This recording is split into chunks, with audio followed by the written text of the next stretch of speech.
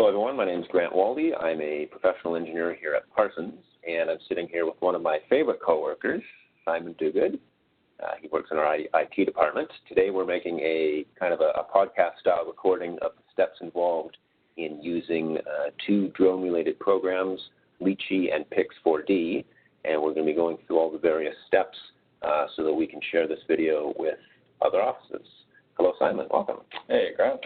So what we're going to do, we have three different computers open right now that we're sharing, and I'm going to start on mine here and just give you kind of a quick overview. And there's our names in the bottom right-hand corner. If you have any questions, you can email myself, grant.waldy@parsons, or simon.duguid.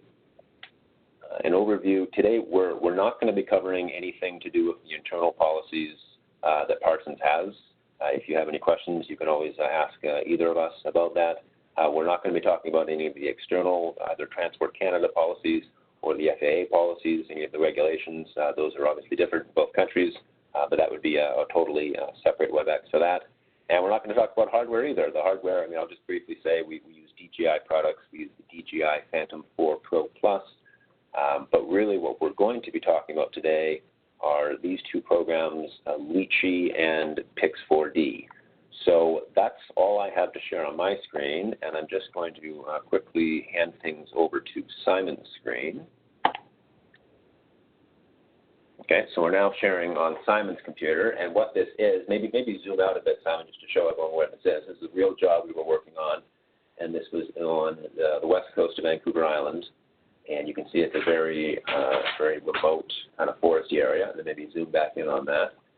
And what we were doing is that we were surveying a trail that had been cleared, and basically what Simon's going to show us now is just kind of the steps for setting up Litchi. And for those of you that don't know, Litchi is a program that allows you to go into the field, you hit fly, and the drone takes off, and it flies in a pre-programmed flight, and it takes photos at various different angles.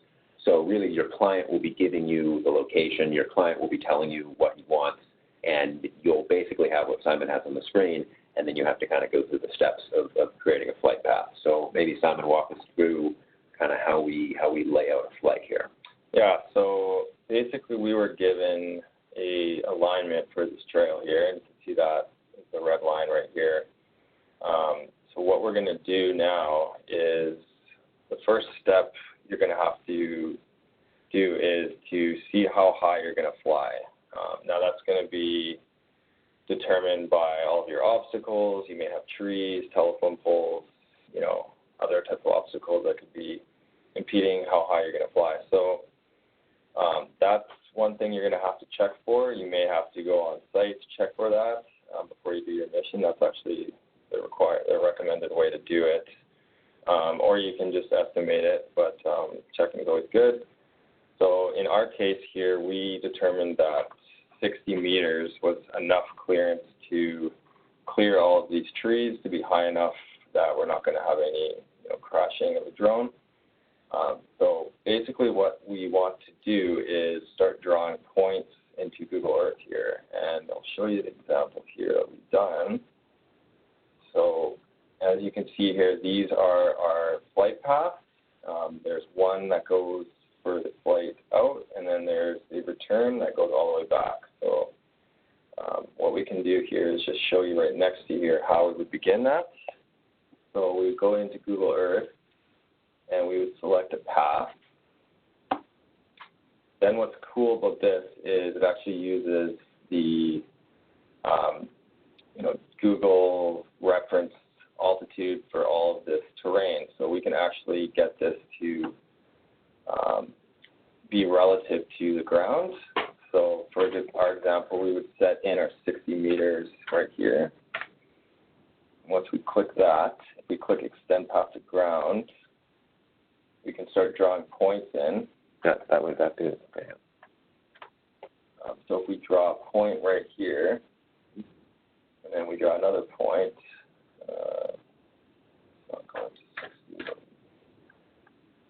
so you'll see that it starts to draw our points. So this is where we would essentially draw our path that goes out, and in our case, we wanted to have 2 passes. So we drew one line out, and then we drew a return flight path in here. And what button was that up in the toolbar? Just hover on it? Just right here, the path tool. That one there, So path add tool. path, Okay, yeah. add path, name the And path. you'll notice that this looks a little bit different, so you can actually go in here and change the colors. So what we did for ours in this case was we did a green. We want to make this consistent. What's the advantage of that doing different? Just if you have, so if you have different colors, for example, like we want to make it separate from this red path, we don't want it to look the same. So basically anything that contrasts well with your scene is going to be what you want to use. Okay. You can also increase the width if you want it a little bit of a thicker line. And then opacity just to be able to see through it. Exactly. So if you see the other part of the path, which is basically the altitude, it will kind of show you it will basically show you, the altitude. You can go and change this to blue, for example, and then you can crank this down to, say, 60. Gotcha. And then it gives you a nice, so you click, click, click, click. That's manual, right? You click along all the different points. You get to the end, and you get back, and you hit OK, and then it saves itself. Right now, it would save it as untitled path. Is that what? Yeah. Okay. So what you would normally do if you have a bunch of missions going on is you would label each one. Yeah. So in this case, our project was Tofino. We do number 67. And we'll just call this B because we already made one. And then you would just continue on with your path. So if you get to a path or say a point that you want to erase, you can use a right mouse button click and that will erase the last point. Okay, sweet. So you would go here and then say we need to go back. Now typically you want to use as little points as possible. But it depends on how precise you want to follow your path. Okay. So, can you move, say, that third point there? Right. Gotcha. Okay. Yeah. So if you hover over any point, you have to make sure that it goes to this little hand icon. Little hand, and then it goes. So you can get yourself into trouble here if you don't do that, and then now you created a point there. So what you can just do is just use your other click. Does Control Z work? No Control Z. So that's one of the downsides of this. But so say if you just go a little wild, you can just undo your last few points by right. Oh, right. You don't even have to click on it. Kind of, yeah. Oh, your Control Z is just click anywhere in the forest. Exactly. Gotcha. Okay, that's cool. So let's just pretend that we did that and we hit OK, and now we have our Tofino 67B. So just to give you a little bit of insight to where this is going to go, each of these points in here is going to represent a waypoint once you import this into Litchi Mission Hub. Okay.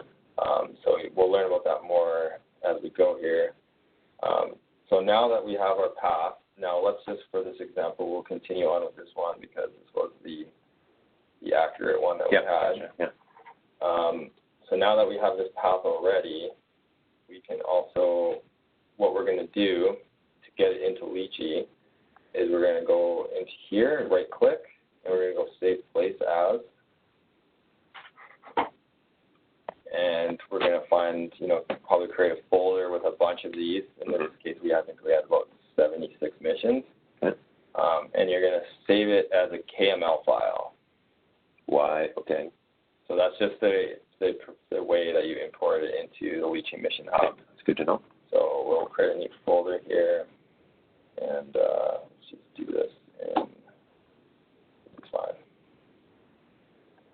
And we'll just call this.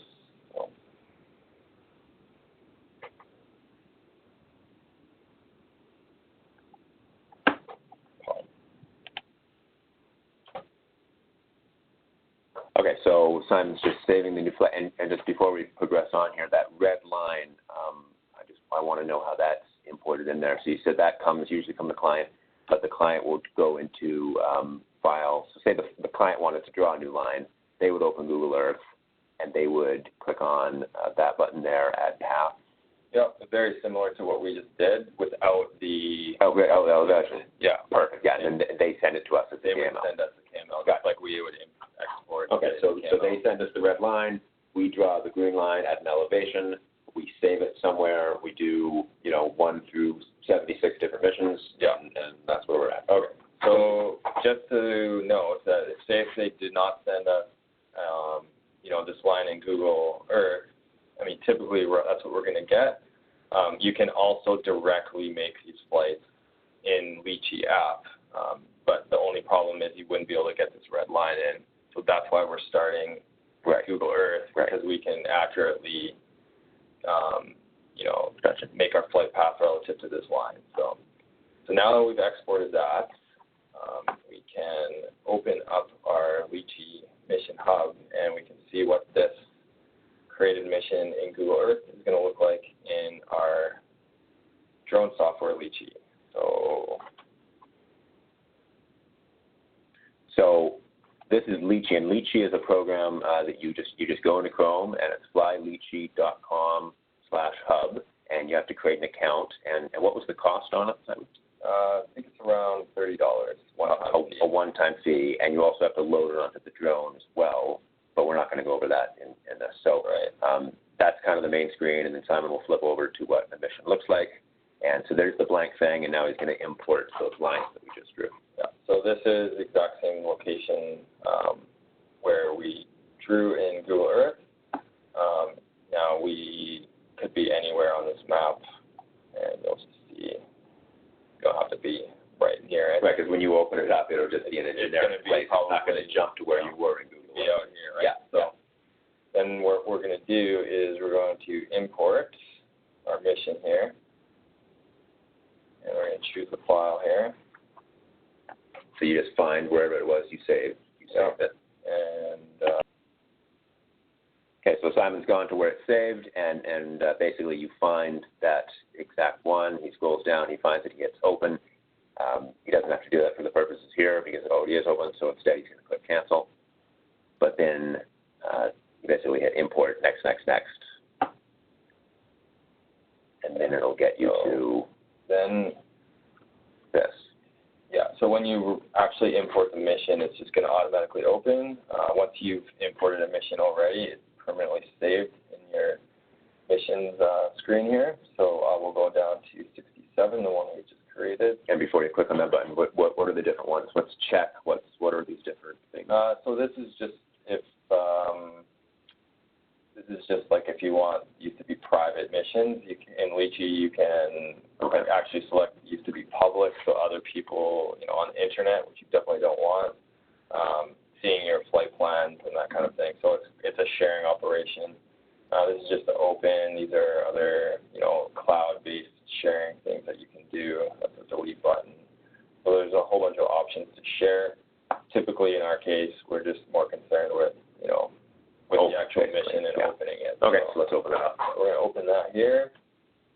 And it zooms right to it. Perfect. It zooms right down. So as you can see from before, as I was explaining, each one of those points that we created in Google Earth represents a waypoint in Litchi. Now the significance of these is each time it gets to a waypoint, there's going to be a very small pause. The drone's going to essentially slow down into that waypoint, and then it's going to continue on. It's not going to stop completely. It's just going to. It doesn't make that perfect 45-degree turn. It smooths out the corners. Exactly. Okay. So in here is when you're going to want to do your fine tuning. Now, if we felt that maybe there's too many waypoints, maybe we don't need this as precise as we thought. You could click on one of these, and you could go in and you could either change parameters, move it, first of all. Just drag it off, okay. So, obviously you don't have your alignment from Google Earth in, but depending on how high you're flying and, how precise you want your path to be, we could, in some instances, delete this waypoint, and then it's just going to connect the other two together. Connect those two together. Okay. So basically, you just want to make sure all your waypoints look good, and you'll notice at a few spots, there are some times where it can get to turns, and it will see how I have this little extra waypoint right here? Mm-hmm. There's 2 waypoints. So you sometimes need to put in the extra waypoint before the turn so that from this waypoint, from 11 to 12, it's going to maintain a straight line. Otherwise, what's going to happen is it's going to interpolate into the next, and you're going to get kind of a turning, halfway through the motion, it's going to start the turn. Okay. You don't really want it to. You want it to go in a straight path. Okay.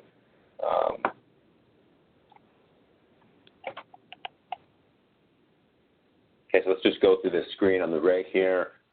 Delete and insert, that's for new points. Latitude and longitude, that's obviously where the point is. Altitude, you put that in at auto loads. Above ground at auto loads. So yeah, cruising. So this, just interrupt for 1 sec. This is based on your Google Earth, because remember we made it 60 meters above ground, mm-hmm. and so those parameters import right into Litchi directly. So that's a pretty cool feature. Okay. Cruising, it just auto says, what is the cruising speed? So cruising that's a really good point. So cruising, you can set your cruising speed in here. Okay, so wait a minute, you went down to settings, you're in metric. So if you go down to settings, yep. You can see all your settings here. So heading mode auto is going to be each waypoint it's going to use the next waypoint to determine how it's rotated. That's what TNW is, the next waypoint? Yeah, okay. Exactly. So this is what we're pretty much always going to use. You could do manual. It's going to be a lot more work. Typically in all these missions, we want it to follow the next waypoint. So if we're going from the 16 right here to 17, it's just going to do a very small heading change, from each one to each one. Okay. And that's why we needed to put that extra waypoint in on that sharp turn. Otherwise, it's going to initiate the turn too early, and then you're going to kind of have a sideways drone where you want it to be going straight. Right. Yeah. So these are all the settings. I want to copy these. So finish actions, return to home, none, land, back to 1. Exactly. And typically, we'll want once the mission's done for it to come back to our takeoff location. So much like in Pix4D, when you use Pix4D capture, it's going to initiate its return to home and come and land by itself. Yeah. Okay. And then path mode, so that's important too. We typically want always straight lines. We don't want the drone to be curving. We just want it to go from one waypoint to one waypoint. Okay. Now, you'd use curve turn if you wanted to create a perfect circle or round out these edges. But typically for mapping, I thought it does round out the edges. No, only if you have curve turn, and then you can. But we said before, it doesn't stop and make a perfect 45. It does kind of round about. That's the rotation of the drone, not the actual path of the movement of the drone. If you know what I mean. Okay. So the drone can rotate independently, but it can also move straight forward, left and right. Right. Okay. So that's the difference between that. Cruising speed, that's going to be very important when your overlap is determined for your frontal overlap. So how fast this drone moves is going to determine how many pictures it takes based on your interval and your cruising speed. So and those are those spreadsheets that we're going to show later. Exactly. So we'll be going into where you need to set this. But for this mission, we determined that 17 kilometers an hour and a 2-second interval is going to give us our preferred 80% overlap, and that's frontal. We'll also talk about the side overlap later on, but basically the side overlap, see these 2 lines here, is determined by the distance between our pathway. Gotcha. Okay. That's a function of the elevation, basically. Exactly. So all 3 of those factors determine all of your overlap settings. Default curve size, that's only if you're setting curves. The pitch mode is important. So interpolate is basically going to, so first of all, your gimbal pitch is the way your gimbal, your camera, is going to be facing. So on these mapping jobs for NADAR jobs, we always want them to be facing straight down. Which is called -90? Which is a -90 Straight forward is 0. Exactly, 0 is exactly. So -90 is what we always want to set. Okay. For these we have set every one to -90 so that it's always going to ensure that the camera's pointing down. And then the next two options are discover missions. That's not very too important. And this is an important thing if you're missing the button out here that says above ground, is because you don't have this online elevation checked. Okay. This sometimes will show up grayed out if you don't have this checked. So one thing to check is to go into your settings and make sure this is enabled. How many of these settings did you have to change? How many were like, oh yeah, the default was good? So I believe the default is auto and return to home. It's defaulted to curved lines, so you're going to want to go in and change that. And obviously The cruising speed is different. The default is set for curves because typically a lot of people use this for photo and video and they want smoother curves. So we just want this for capturing photos, so we don't want the curves. And that's basically all the settings we need to go through there. Perfect. So one thing too is, this is a very important thing, is if we want to change, so say for example, one of these was set to 0. So let's just say 2, for example. Now we wouldn't want to go through and change these all manually. We would want to be able to select them all and get them all in one go.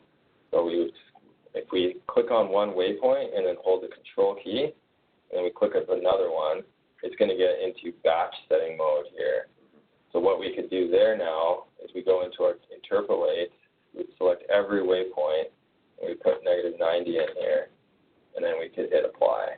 And now that's going to apply that gimbal pitch to every. So if you did 15 held down on 11, it would do 14, 13, 12, and 11. Yeah, so exactly. So we could also go into here, and we can hit select all. So it's going to select everything, which is typically what you're going to want to do. Mm-hmm. You want, a good practice is just to go in here, recheck this, and set this so that you don't have a waypoint in here that you maybe accidentally inserted that's to 0 or something. It flies right into the ground. Because that would fly right into the ground. Yeah. So you could set that, and you could also set this one to -90, and you'll see once you do a change that this goes red. So that's indicating what changes you're going to apply. Okay. And then you would go ahead and hit the apply button, and then that's going to ensure that all of your altitudes are correct. And if you look beside these waypoints here, you'll see that says 60. So this is the basically relative to ground parameter, and this is the actual height. And they're so close to each other because Tofino is basically on the ocean. Yeah, so you can see right here it's actually 59.4 meters up because the elevation is slightly different than here as it's 61 meters. So, so this is basically going to follow the terrain and give you a nice, even, altitude at all times. Now, how accurate could this be? Because 59, that would imply that that's below sea level, that ground there, right?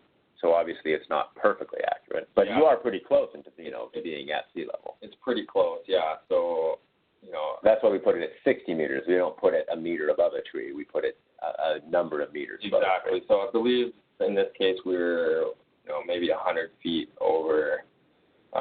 So 60 meters is 200. So we're probably about 100 feet over the tree line at most at any given time. So. Okay, gotcha. Yeah. Okay, so now that we're done this, we need to check it, and we have the simulator check. So how do we do that? Yeah, so typically now we're just going to make sure it's saved. We'll make sure it's saved like this. Now once you save this in here, it's in the cloud. So if we were to load this go into our drone now, we could go into our missions and open and see this exact same list. So that's right on the app. That's right on your touch screen. You open Litchi, you log in with your username and password. You would see all these. You would see all these missions you created. So once they're saved in here, they're safe and you're ready for field. Okay. But before you go to the field, it's always good to test if you can. So just as I was describing earlier, if you accidentally put a waypoint in that's, say, not -90, or, the altitude is different, you're going to have some problems. It could result in bad capture. It could even result in a crash if you put something in with not it's always good to check, and one of the tools we can use is the Litchi Mission Hub Simulator. So I'm just going to bring that over right here. So before we actually do that, we're going to, what you do is you export as a CSV file. So we'll go like that, and that's going to basically download this CSV file, and then we're going to go in and find it. So regardless of where that just downloaded to, you'll go find where you've saved it.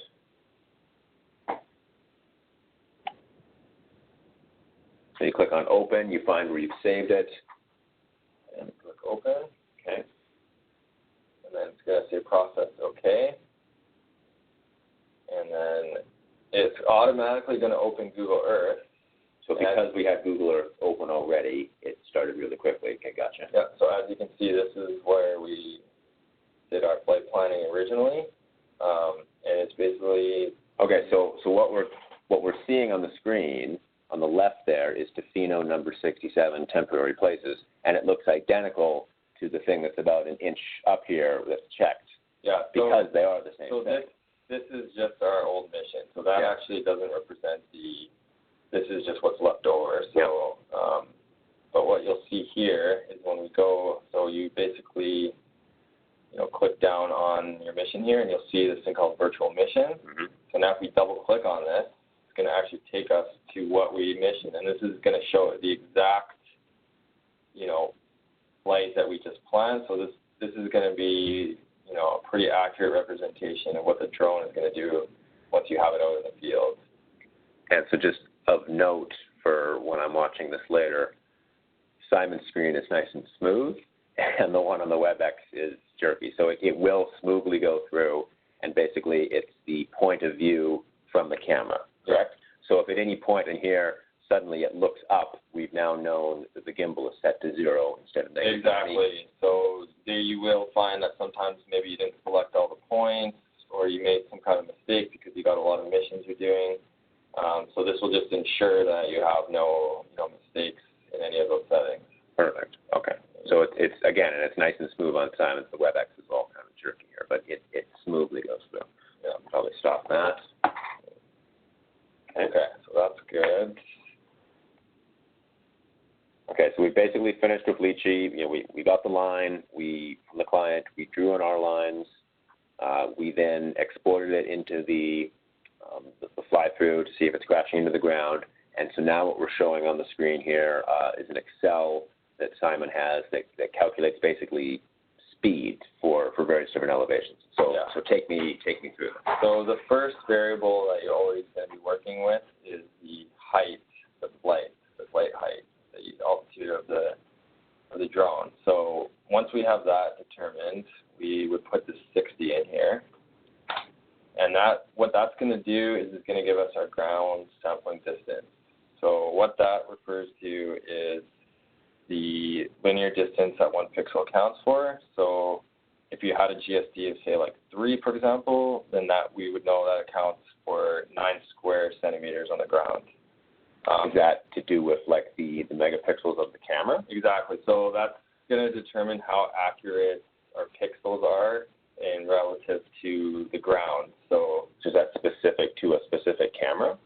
Yeah. So how that works is we have all the camera parameters, so the width and height of pixels, the focal length, and the sensor width. So these have all been pre-programmed in for the actual camera of the Phantom 4 Pro. So if you have a different drone, you'd have to put in different settings here, and this would give you your calculation. And where did we get those from? Is it easily Googleable? You can Google those get them from the manufacturer of the drone. Or we use the same drone and we don't have to worry about it.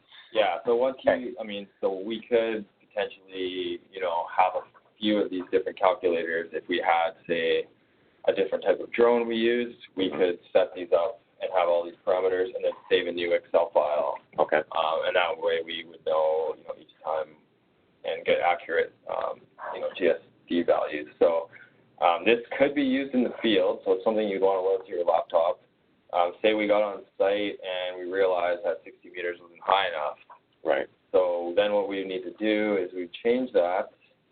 That's what that's going to do is change all of our going to change our speed. It might change our side overlap because the height is going to affect, how fast we need to go based on the height sampling. So basically, once we have this in, this is going to give us our ground sampling distance, and typically the lower the number of this, the better. So 1.58 is a pretty accurate map, so that's why we went. Yeah, centimeters per pixel. You would want that to be at the lowest possible. At the lowest possible, yeah. So that's basically because the camera's, per pixel, the accuracy is going to affect the accuracy. Yep. So these three numbers, the first step is basically to acquire these numbers, and then from there, now we can determine our other variables, our speed, and then if we're flying a grid, how spaced apart our drone is going to fly to get our front overlap and then our side overlap. Now, typically we want about 80% overlap for this mapping, so that's something to keep in mind when we do our calculations in the next tool here. Okay, so now we're going to pull over our speed and camera calculator, interval camera calculator. So in here this is what we're going to do now. Now we've determined this GSD number. We're going to plug that number in here. So that number's not plugged in, so it's pulling from somewhere? Yeah, so this is based on a calculation. So we put our meters, we put our meters in here, and that's going to automatically give us, just like the other one. Okay. So if we change this to, say, like 80 meters, you'll see everything update. Gotcha. Yep. So it's the same as the other one, pretty much. So why did we need the other one?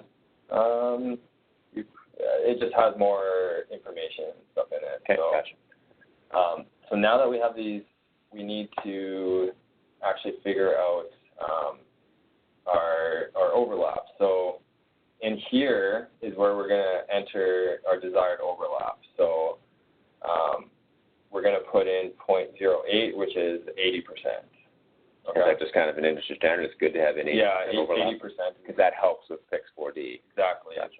Exactly. The overlap is important. So the first thing we're going to do is determine our speed that the drone flies at. And when you think about it, if the drone is moving forward, it's calculating in the height, right? So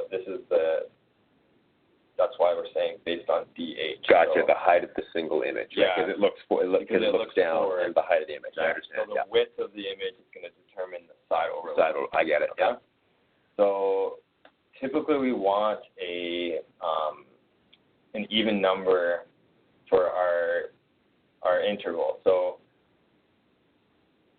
the interval and the speed are related to each other. So how fast the drone moves and then how fast we're taking pictures at. Right. So the drone's going really fast. The photo has to go bang, bang, bang, bang, bang. Exactly. So 35 speed and 1 is the number of seconds. And so in this case, we went for a 35 kilometers per hour speed and with a 1 second interval. So if we wanted to change this, say this would be acceptable for if it's a really sunny day and moving faster, we can essentially have the shutter speed on the camera at a higher speed, meaning we're not going to get the chance of getting blurry photos. So if you're traveling faster, your shutter speed on your camera needs to be higher so that it freezes the motion and creates no blur. So say it was a cloudy day, though. We need to go a little bit slower.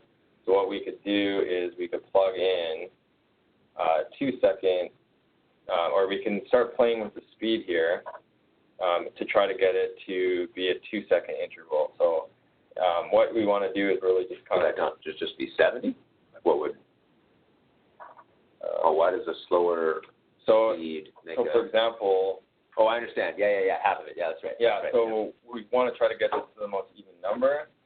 So 17. We could try 16. What happens there? Updating. So what you're going to want to do is play around with these numbers to get your desired, speed. to get an interval that's as close to an even number as possible. And that pretty much is going to give you your frontal overlap. So if you want to actually just enter it in a specific interval, you can come down here, enter say 3-second interval, and then it's going to give you the speed. So it's just a different way to calculate different variables here. Okay. And then for the side overlap, which would basically be the distance between the two flight paths that they fly, it's if we want 80% overlap, and if the width of a single image is 90 meters wide, you just take 90 times 0.8, which equals 72 meters, and then 90 meters minus 72 would equal 18 meters. So one drone flies north in a direction, then it moves over 18 meters to fly back, and that'll get 80% overlap of the photos. Yeah, that makes total sense. Okay, so now that we've got Litchi done, and we exported it and we saved it, we went to the field, we opened up. Now, it's important to have like a hotspot so you can actually get on, open up the mission. We went, we took all the photos, we landed, we backed everything up, we saved them onto a hard drive, and now what I'm going to do is I'm going to pass it over to a different computer, and we're going to show how Pix4D inserts in the photos and how we make our three-dimensional map. So I'm just going to pass it over to the other computer here. Okay, so now we're looking at Simon's other computer. We've opened up Pix4D. It's about $400 a month is the monthly service fee on it, and it'll start this. So we go, when open file new, and we're just going to go through the various different steps. So the first thing that you want to do is you need to add in the photos. And so you find where all the photos are. What we had in the field is we had two different SD cards, and one of us would walk back and just pull out the SD, maybe just pause here for a second here, pull out the SD, swap it into a laptop, and put out a new SD, so the two people who were flying could just keep walking, and you could easily be organizing all the photos. I highly recommend doing that. All the defaults here are the ones to use, pretty much, right? I mean, just what it loads in is all good. You might want to scroll through some of these things just to see that altitude and stuff makes sense. Like if the altitude suddenly here jumps up to 2,000, something's gone wrong. So that all seems to be all the same. You hit next. These are all the defaults. And then there was a thing you were going to show about the exporting in the intro. Okay, yeah. So in the field, we can use Rapid, which is going to be faster. When you get back to the office, you can do the 3D map standards, which is going to give you a little bit more accuracy. So for this case, we're just going to do Rapid, quick. We're going to uncheck Start Processing now because we're going to change a couple settings that's going to allow us to generate the proper files so that we can import the point clouds into AutoCAD Civil 3D.